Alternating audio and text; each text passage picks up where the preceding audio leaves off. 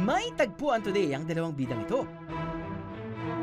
Ang King of the North na si Haring Hilaga at ang Southern Superheroine na si Cathy, short for Cathy Mugan. Ang problema, nasa magkabilang dulo sila ng isang mahabang kalsada.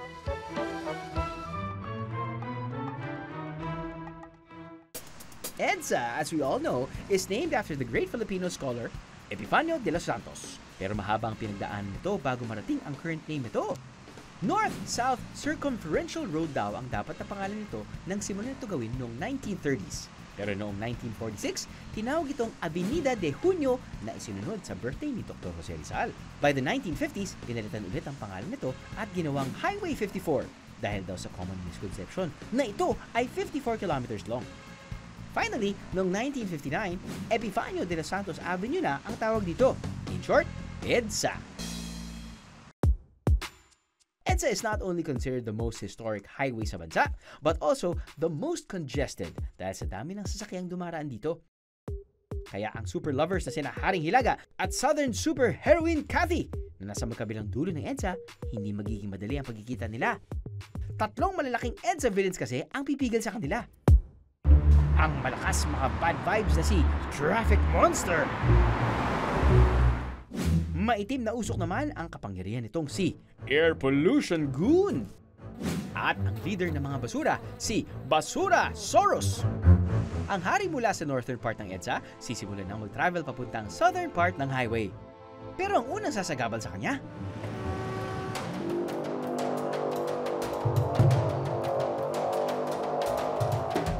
si Traffic Monster.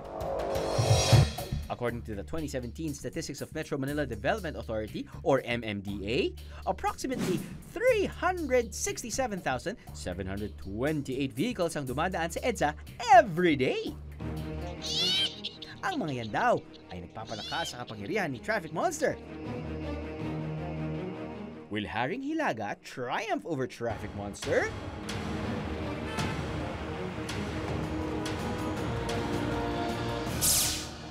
What if, lakarin na lang niya ang buong EDSA? Mas mabilis kaya ang biyahe? From Monumento to Pasay, lakad?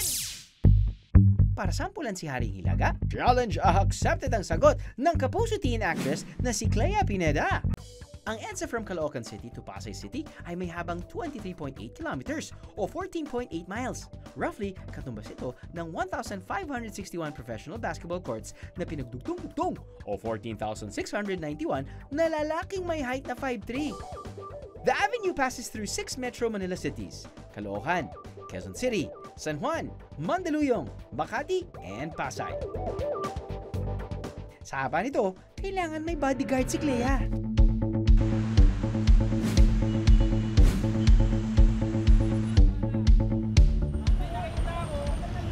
Puting babae. Ito yun. Uy! Sorry po, ma'am. Ano ba yun? Hindi po ba si Ma'am Clea? Oo! Maglalakad to tayo sa...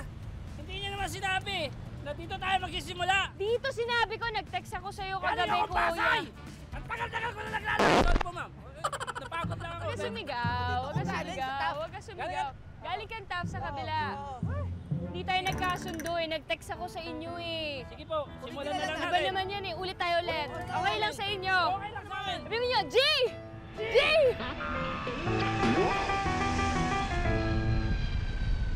Excited ako na kinakabahan eh. Parang excited ako na malakad ko yung buong EDSA. Pero kinakabahan at the same time kasi baka hindi ko magawa. Parang baka mapagod ako, baka biglang sa sobrang init ng araw, sa sobrang taas ng araw, baka hindi ko makaya. Pero sana kayanin ko siya kasi isa yun achievement sa buhay ko pag nagawa ko siya.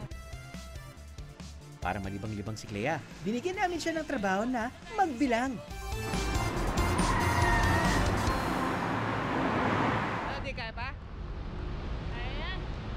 Okay, nag-start tayo kanina maglakad from Monumento ng 3:20 p.m. So ngayon, 4:02 na mga kapuso. Nandito na po tayo sa Balintawak area. Kaya pa naman namin. Kaya nyo pa? G! May bagong kontrabidang makakaharap si Haring Hilaga. Si Air Pollution Goon!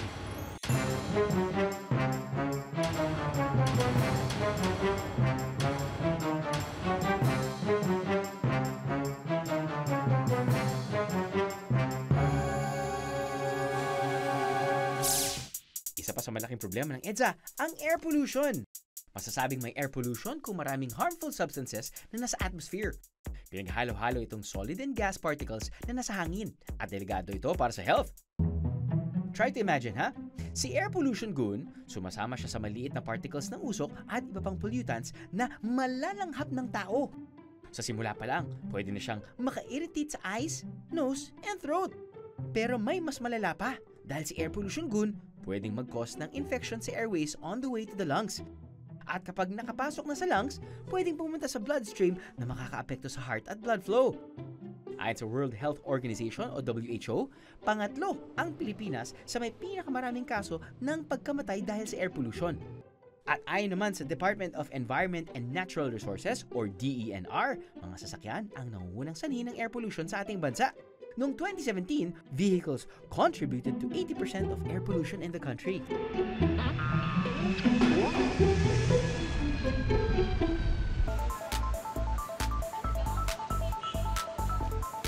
Okay, update mga kapuso. Almost 2 hours na tayo pero nasa Quezon Avenue pa rin tayo.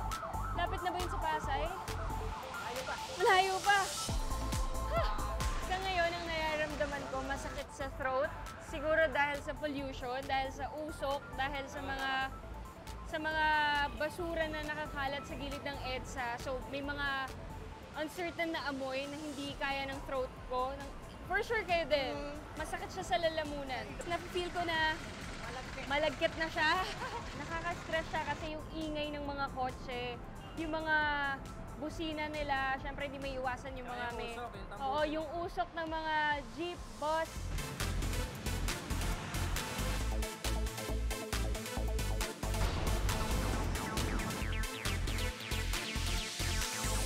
Alright mga kapuso, update tayo ngayon. Almost 3 hours na tayo naglalakad at nandito na tayo sa...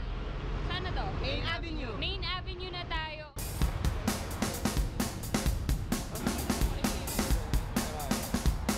Okay, pagod na ba kayo? Sakto lang. Sakto lang, sakto lang.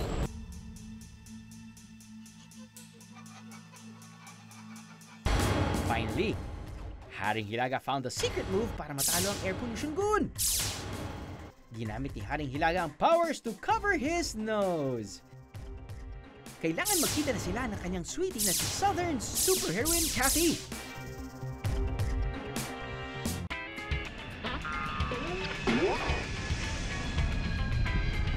Okay, update mga kapuso. Over 6 hours na kaming naglalakad at nandito na kami ngayon sa Evangelista dito sa Makati. Same pala ang problem ni Haring Hilaga sa nararanasan ni Clea. Because along the way, marami na rin siyang na-encounter na basura.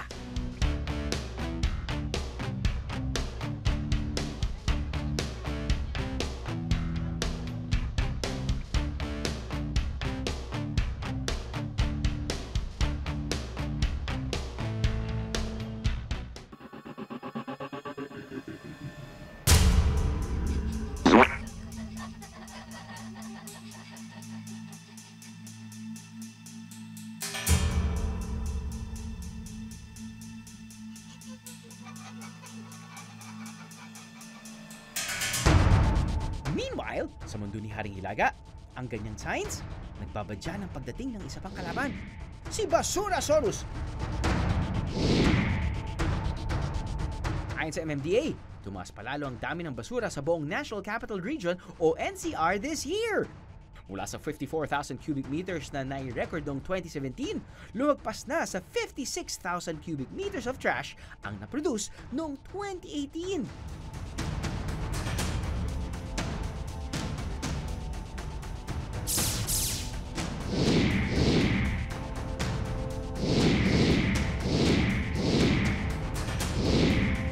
Magkikita na kaya ang super love team ng EDSA? Nasa Pasay area na kami. Kailangan lang namin makarating sa dulo ng Pasay para masabi na finish line na.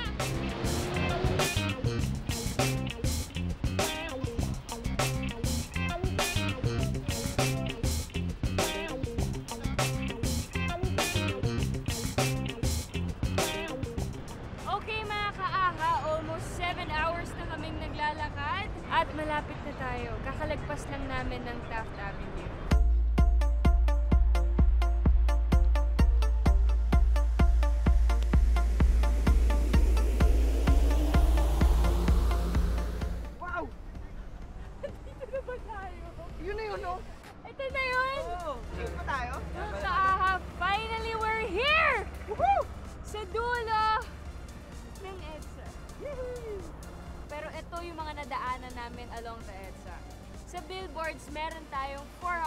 87. Yes. Sa electric boards naman, meron tayong 89 at ang overpass naman natin, meron tayong 52. 52. Not bad, ang Not dami nun. bad, ang dami nun. Sabi nga nila, harangan man ng mga supervillain, you can reach everything, lalo na kung gugustuhin.